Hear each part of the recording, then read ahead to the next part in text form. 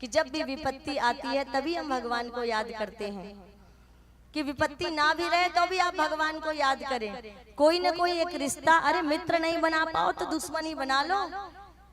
सतयुग में दुश्मन बनाया हिरण्यकश्यपु बनकर, वही हिरण्यकश्यपु त्रेता में रावण बनकर भगवान से दुश्मनी मोल ली, और वही शिशुपाल बनकर द्वापर युग में भगवान से दुश्मनी मोल ली। और जितने मित्र याद नहीं आते उतने तो दुश्मन याद आते हैं। मित्र को एक बार याद ना करो, पर दुश्मन तो हर घड़ी याद आते ही रहते हैं। इसका ऐसा करेंगे, इसका ऐसा करेंगे, इससे ऐसा बदला लेंगे। हमारे मस्तिष्क में दुश्मन की याद तो बनी ही रहती है। इसीलिए मैं भी कहना चाहूंगी, अगर दुश्मन बनाकर मोक्ष को प्राप्त हो जाने का एक तरीका है तो कुछ नहीं बना सकते तो दुश्मन ही बना लो। दुश्मनों को भी तारने वाले हैं कन्हैया गोविंद। ये भगवान इसीलिए कृपालु और दयालु कहते हैं, क्योंकि हमने उनको दुश्मन माना है। उन्होंने तो हमें दुश्मन नहीं माना ना।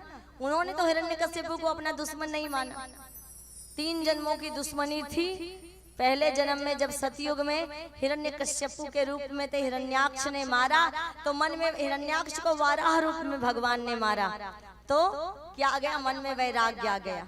और वैराग्य आया मन में तो तपस्या के लिए चले गए हिरण्यकश्यपु। लेकिन उनके जाते ही इंद्र ने हिरण्यकश्यपु के पुत्रों को मारकर कयाधु का हरण कर लिया।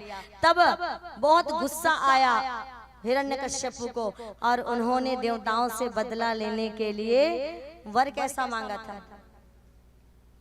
ऊपर न मरूं, नीचे न मरूं, अंदर न मरूं, बाहर न मरूं, दिन में न मरूं, निस्में न मरूं, अस्त्रों से न मरूं, शस्त्रों से न मरूं, व्यापे न कोई हथियार मुझे, देवों से न मरूं, न दानवों से मरूं, नर से न मरूं, न पशु से न मरूं, व्यापे न कोई हथियार मुझे। इतनी चालाकी कर ली, दिन में न निस्में, देवों से ना दानवों से ना अस्त्रों से ना शस्त्रों से, तो मरेगा किससे? फिर भी मृत्यु हुई कि नहीं बताइए? नाभि में अमृत लेकर घूमने वाले की मृत्यु हुई। नाभि में अमृत लेकर घूमता था रावण, जिसकी आज्ञा के बिना एक लंका के मच्छर को भी मृत्यु नहीं मार सकती, यमराज मार नहीं सकते। उस रावण की भी मृत्यु हो गई, क्योंकि मृत्यु को अपने पलंग के पाए में बांध के रखता था, और 27 अट्टालिका उसके कब्जे में थी। नवग्रहों का महल उसी के कब्जे में था। ग्रह नक्षत्रों को सब कुछ को अपने कब्जे में करके रखा था। केवल एक दृष्टि बिगड़ गई रावण की, जिसके कारण से रावण की मृत्यु हुई। कि केवल एक दृष्टि, 10 इंद्रिय में एक इंद्रिय बिगड़ गई। इतने ताकतवर होते हुए भी केवल एक इंद्रिय बिगड़ी, जो रावण के पूरे वंश के विनाश का कारण बना। इसीलिए ये इंद्रियां जब हमें अपनी तरफ खींचने लगे तो इन इंद्रियों का रुख हमें भगवान की तरफ कर देना चाहिए। आंखों से भगवान का दर्शन, होठों से भगवान का नाम गाएं, कानों से कथा सुने, हाथों से श्रेष्ठ कर्म करें। हमारे पैर जब भी आगे बढ़े धर्म और सत्य और न्याय की तरफ आगे बढ़े। एक दृष्टि बिगड़, एक इंद्रिय बिगड़ गई 10 में। देखिए, मृत्यु को बांध के रखने वाला, तो मृत्यु तो सबको आती है। इसीलिए कहा है कि कबीरा गर्व न कीजिए कि देख ऊंची आवाज, काल पड़े भूल लेटना, जामे ऊपर घास।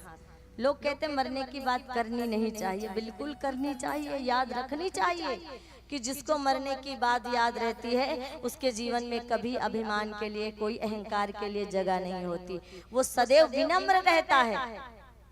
नहीं तो व्यक्ति को तो स्कॉर्पियो का ही घमंड हो जाता है। मैंने गाड़ी खरीद ली, जैसे वो स्वर्गलोक उसी स्कॉर्पियो पे बैठ के जाने वाला है। एक बुलेट ले ली तो उसी का ऐसे घुमाएगा बुलेट, जैसे उसी पे बैठ के जाएगा ऊपर। हाँ, ज्यादा घुमाएगा तो उसी में बैठ के चला जाएगा। ये भी एक बात है।